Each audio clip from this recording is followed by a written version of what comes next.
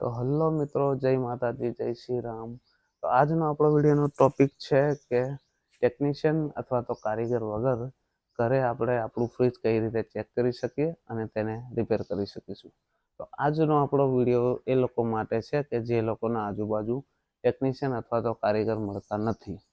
તો હું તમને સમજાવીશ કે આપણું ફ્રીજ ઘરે કઈ રીતે ચેક કરીશું આપણે અને તેને રિપેર કરીશું, એ પણ બહુ મોંઘા ટૂલ્સ વગર. તો મિત્રો, તમે જોઈ શકો છો કે ફ્રીજમાં લાઇટ ચાલુ છે. તમે જોઈ શકો છો લાઇટ ચાલુ છે, પરંતુ અંદર કુલિંગ આવતું છે નહીં. તો આપણા બધાના મનમાં ડાઉટ થશે કે ફ્રીજમાં કુલિંગ કેમ નથી આવતું, શું પ્રોબ્લેમ હશે? કોઈ મોટો પ્રોબ્લેમ તો નહીં હોય ને? તો હું તમને એ સમજાવીશ એકદમ સરળ રીતે. તો વિડીયો આગળ સુધી જોજો અને વિડીયો ગમે તો લાઈક, શેર અને મારી ચેનલને સબસ્ક્રાઈબ કરજો. તો ચાલો મિત્રો, તમને સમજાવું. તો મિત્રો, આપણે આવી ગયા છે ફ્રીજની પાછળ અને તમે જોઈ શકો છો કે ફ્રીજની પાછળ એનું મોટર અથવા કે કોમ્પ્રેસર લાગેલું છે અને એ જોઈશું, ઉપર હાથ મૂકીને જોઈશું કે ચાલુ છે કે બંધ. તો અત્યારે કોમ્પ્રેસર ચાલુ નથી. તો આપણે જોઈશું કે કોમ્પ્રેસર શા કારણથી બંધ બતાવે છે. તો સૌથી પહેલા તો આપણે એનું પાવર સપ્લાય રિમૂવ કરી લઈશું અને એના જે પાર્ટ લાગેલા છે કોમ્પ્રેસરની બાજુમાં એ પણ કાઢી લઈશું.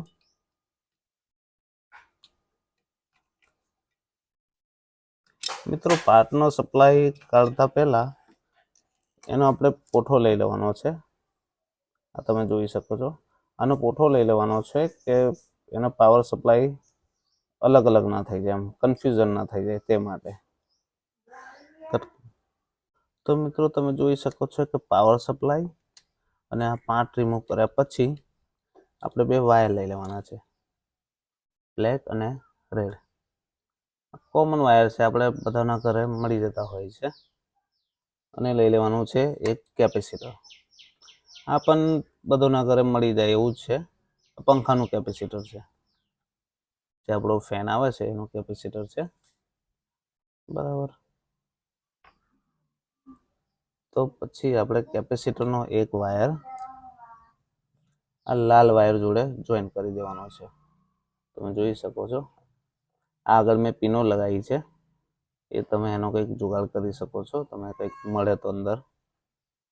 આગળ પિનો લગાવી છે. તો મિત્રો, આ થઈ ગયા આપણા 3 વાયર. આ લાલ વાયર જોડે પીળો અને આ એક કેપેસિટરનો અને એક બ્લેક વાયર.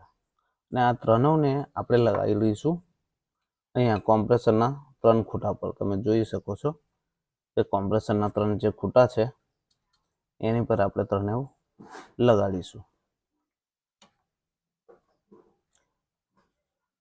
તો મિત્રો, આ રીતે આપણે વાયર લગાડી દઈશું. આ જે બ્લેક વાયર છે, કાળો વાયર, એક ખૂટાની ઉપર લગાડીશું આપણે. અને આ જે કેપેસિટરનો એ છેલ્લો જે રેડ વાયર સાથે જોઈન છે એ વાયર લગાડીશું આપણે જમણી સાઈડે.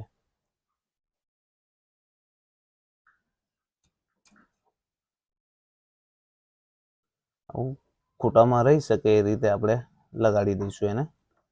અને આ જે કેપેસિટરનો જે એક બીજો વાયર જે છે એ આપણે લગાડી દઈશું અહીંયા ડાબી સાઈડે. તો તમે જોઈ શકો છો કે વાયરિંગ આપણું થઈ ગયું છે આ રીતે.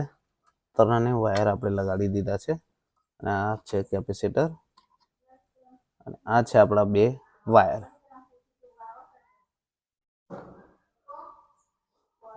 આ 2 વાયર છે આપણા અને આ કેપેસિટર છે.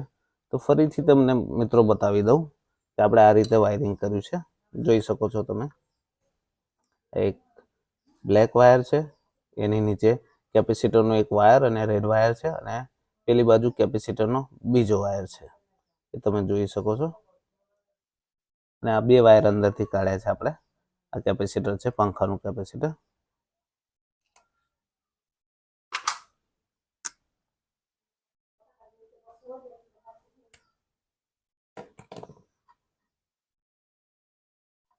આપણે એને બનાવી દીધું છે.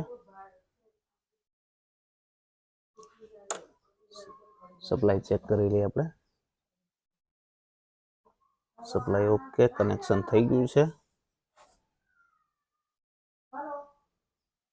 તો મિત્રો હવે વાયરિંગ કમ્પ્લીટ કર્યા પછી આપણે તેને સપ્લાય આપીશું અને જોઈશું કે ચાલુ થાય છે કે કેમ.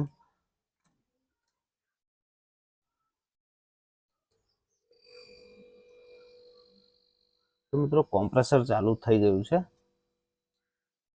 અને તમે જોઈ શકો છો કે કોમ્પ્રેસર આપણું સ્ટાર્ટ થઈ ગયું છે.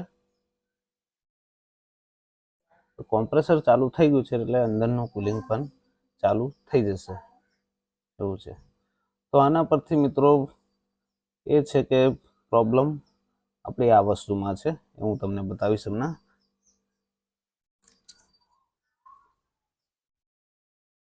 તમે જોઈ શકો છો આપણી રિલે ઓવરલોડ છે. આ વસ્તુમાં તકલીફ છે, એના લીધે કોમ્પ્રેસર સ્ટાર્ટ નથી થતું. તો મિત્રો આ વસ્તુ બદલવાથી આપણું ફ્રીજ કમ્પ્લીટ ચાલુ થઈ જશે અને કુલિંગ પણ આપતું થઈ જશે. આ તમે જોઈ શકો છો.